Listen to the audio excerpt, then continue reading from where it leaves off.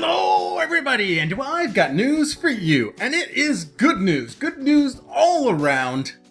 The sponsorship delay for non-sponsors has been changed. Yes, they are now moving to a 3-tiered system where Rooster Teeth sponsors still get the episode first, then one day later, only one day, anyone who just has a Rooster Teeth account will be able to watch RWBY. That's great. It's so good. You don't even have to be a sponsor. You still get to watch the show without having to be so panicked and distraught over trying not to get spoilers. Then 6 days, the public that, YouTube and people that use roosterteeth.com without registering will get to see the episode then. So that's kind of more like a casual tier down there. This information became known to us through Barb's blog post. I'm going to put it up for you now and read it for you. Sponsorship release window update. Hey folks, the Rooster Teeth community is an amazing thing. Seeing how you guys interact with each other, what you create, and how you've grown amazes us every day. A few weeks ago, we announced that episodes for all animated shows, including Red vs. Blue, RWBY Chibi, and Camp Camp, would be released a week early for sponsors. We're always trying to add the value for sponsorship and give you guys as much as we can as a thank you for supporting us. After reading your comments though, it became clear that this was not a perk that most sponsors wanted, so we did something about it. Starting this weekend, sponsors will be able to watch animated shows the moment they are released, and 24 hours later, those shows will be available for all registered signed-in users on roosterteeth.com, both sponsored and non-sponsored. That means non-sponsors will have to have an account on the Rooster Teeth site to be able to watch shows 24 hours after they're released for sponsors. If you don't have an account, you'll have to wait 1 week to see it. In short, there's a new 3-tiered release schedule for RWBY Chibi, Red vs. Blue, and Camp Camp. 1. Rooster Teeth sponsors see the episode first. 2. 1 day later, everyone signed into a Rooster Teeth account, including non-sponsors, can watch the episode on the site. 3. 6 days after that, the general public can watch the episode on roosterteeth.com or YouTube. We recognize that a huge part of our story-driven shows, such as RWBY and Red vs. Blue, is the discussion surrounding the show, the fan art, and the ability to share your reactions and theories. We hope to unite the community on the Rooster Teeth site, encouraging discussions among fans whose paths may not have crossed in the fragmented fan communities across the internet. We want to make sure this can continue and flourish as much as it has. You guys make what we do worth it, and sharing is caring, right? And it goes on, tune in Saturday, May 7th, 10 a.m. for the premiere of RWBY Chibi! Yada yada yada! Premiere of Red vs. Blue, Season 14, May 8th and 9th for 9 sponsors. We love you, Barbara and the RT crew. I am so glad that this is the solution that they came up with. Because either way, this works for everybody. The community doesn't have to worry about spoilers as much, especially the non-sponsors.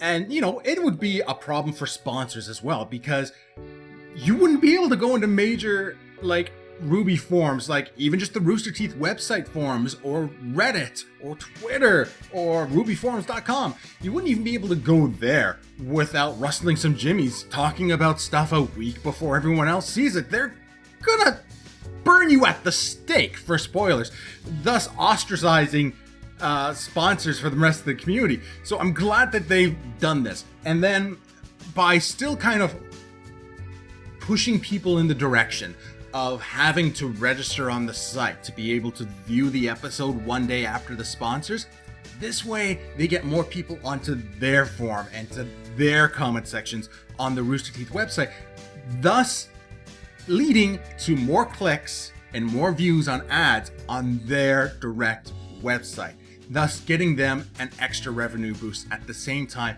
And just as Barb said, uniting the community just a little bit more. the original idea would have divided the community, but this solution not only gets the more clicks on ads, but also unites the community at the same time, which is great. Also, since I was going to do a separate video for this one, but it all happened at the same time, RWBY Volume 3 soundtrack is now on iTunes, everybody! So go download that, enjoy. I was just listening to the previews. I haven't bought the songs yet. I'm still super excited. I haven't bought them yet though, because the thing is right now, I just don't have any of my information on iTunes anymore. Like, I had to like rescue my account from like the iTunes store a little while ago, just to even access some of my music. So I was kind of miffed about that. And I'm not, again, it's just a personal preference. I'm not an iTunes fan. I just don't use it. I've really adopted Google Play and Google Music for my listening needs. So I'm still waiting for RWBY Volume 3 soundtrack to show up there. I know it will, because Volume 1 and 2 are already up on Google Play, but I might end up having to wait an extra week or two. I think it was 2 weeks last time, because that's where I got my Volume 2 RWBY soundtrack, was on Google Play, and I love it. Just mainly for the fact that I'll have it on my phone. That means I can listen to it in my car, and then when I'm at work, working my like boring night shifts sometimes, I can just stream it over my computer at work without even having to have the files there, because it's like a cloud situation on Google Play. I don't know if iTunes has that now, and I don't really care, because you know, I've invested in Google Play, so I'm just gonna keep on going with that. So iTunes, everyone already has RWBY Volume 3 soundtrack. I hope you're enjoying it. I've been listening to the previews already and liking what I hear. I'm hopefully gonna be able to kind of listen to them, and I want to do like a top 10. Like, these are my favorite songs of RWBY Volume 3.